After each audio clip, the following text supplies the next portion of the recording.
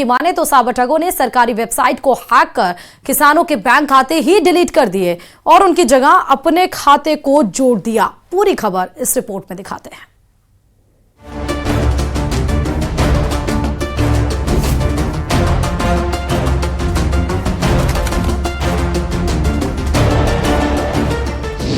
सरकारी वेबसाइट पर ठगों की सेंधमारी।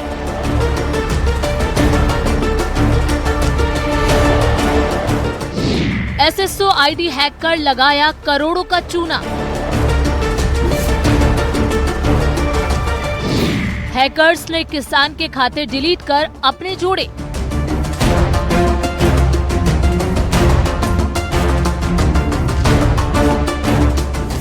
बदलते वक्त के साथ साइबर ठगी के मामले और तरीके दोनों ही बदल रहे हैं।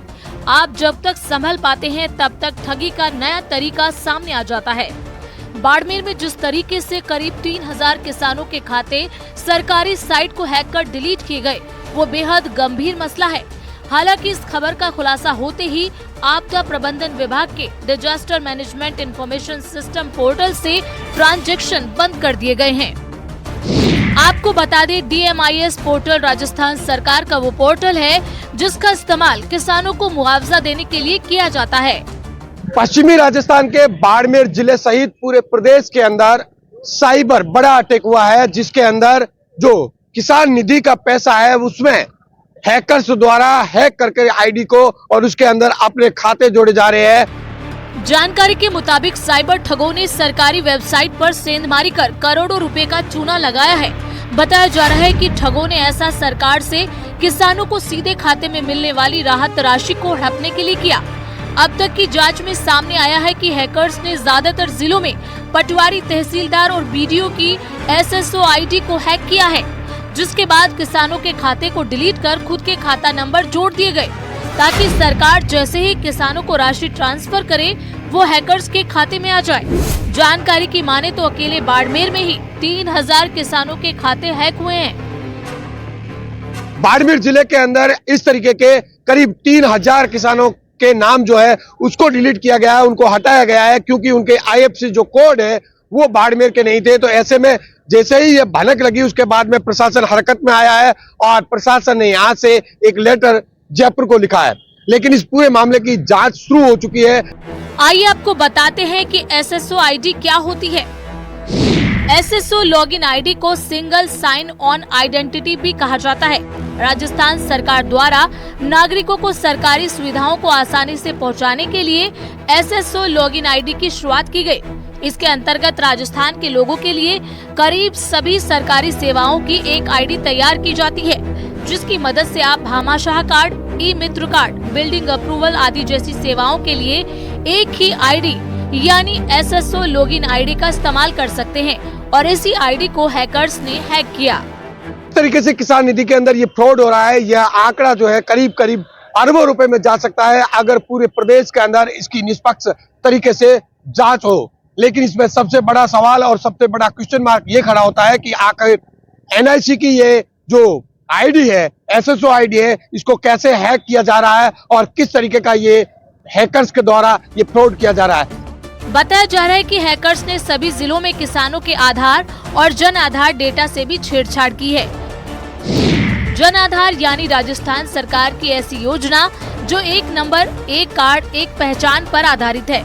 जन आधार कार्ड परिवार और उसके सदस्यों की पहचान और पते का दस्तावेज होता है।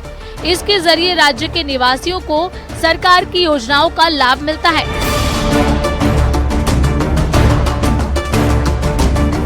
हैकिंग के इस तरीके से हर कोई हैरान है। सरकारी पैसों को हड़पने के लिए किसानों के खाते डिलीट कर हैकर्स ने कैसे अपने खातों को ऐड किया? क्या ये सिर्फ SSO लॉगिन आईडी को हैक करके संभव है या फिर विभाग का कोई अधिकारी भी इसमें शामिल हुआ है? अब ये जांच का मुद्दा है। हमारी जो अधिकारियों से बातचीत हुई उनका कहना है कि बिल्कुल करीब 3000 खातों को उन्होंने डिलीट किए हैं, जिनके IFC कोड बाड़मेर जिले से बाहर के थे, क्योंकि बाड़मेर जिले के किसान के अंदर बाहर के आईडी कोड जो जुड़े हुए थे। उसके बाद में ये जांच सामने आई, इसकी जो शिकायत सामने आई वहां पर इस तरीके की अब जांच हो रही है और पूरे प्रदेश के अंदर अगर इसकी जांच होती है तो इसमें अरबों रुपए के घोटाला सामने आ सकता है और इसमें सीधा सीधा साइबर अटैक का यह मामला सामने आया है। कैमरा पर्सन गणपत के साथ प्रेमनंद देथा, न्यूज 18 बाड़मेर। और अगर हम आपसे ये पूछें कि 1.5 लाख रुपए की पगार पाने वाले शख्स की कितनी सेविंग हो सकती है, तो आप मुमकिन है आप सवाल को ही खारिज कर दें। भाई हर आदमी का खर्च अलग है, लेकिन 1.5 लाख का वेतन पाने वाला 4 करोड़ का आसमी तो कतई नहीं हो सकता। यही बात है एसीबी को खटक गई है। देखिए रिपोर्ट।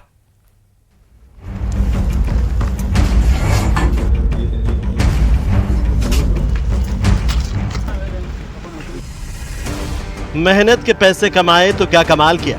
खूबी तो यह है कि जिस काम के लिए सरकार से वेतन मिल रहा हो उसी काम के लिए सामने वालों से पैसे ऐंठ लिए जाएं। ऐसे लोग ही लाखों करोड़ों के आसामी बनते हैं, लेकिन कई बार होशियारी गच्चा भी दे जाती है। तस्वीरें जलदाय विभाग के इंजीनियर अनिल कचवाहा की है।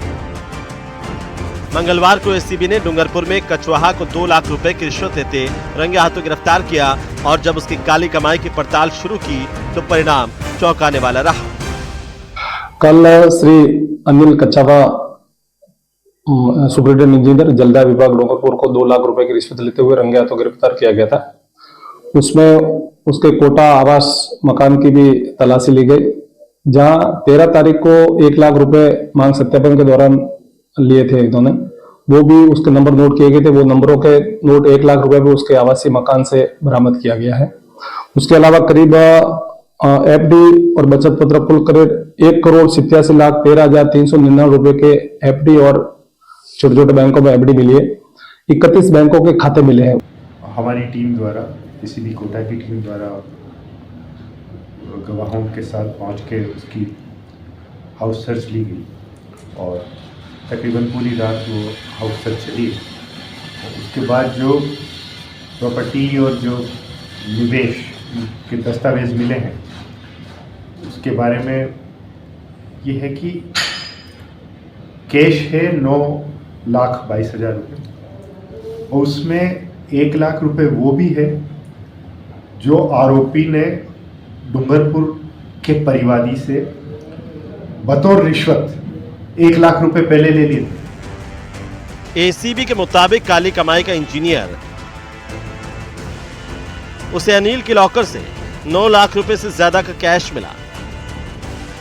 4 करोड़ से ज्यादा की संपत्ति का खुलासा हुआ। अनिल कचवाहा के 31 बैंक खाते मिले हैं। कचवाहा की काली कमाई तक पहुंचने के लिए एसीबी को कड़ी मेहनत करनी पड़ी। मंगलवार की रात 8 बजे से शुरू हुआ सर्च ऑपरेशन बुधवार की सुबह 8 बजे तक चला।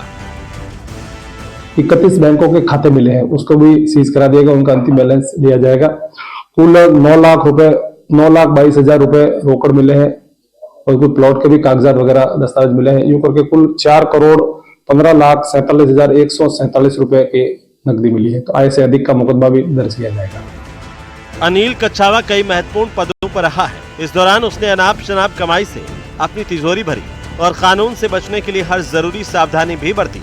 इस बार एसीबी के हत्थे चढ़ने के पहले भी उसने डूंगरपुर के नवाडेरा में अपने किराए के घर में रिश्वत की राशि रखी थी, लेकिन वक्त आ जाता है तो कोई भला कहां तक बच पाता है।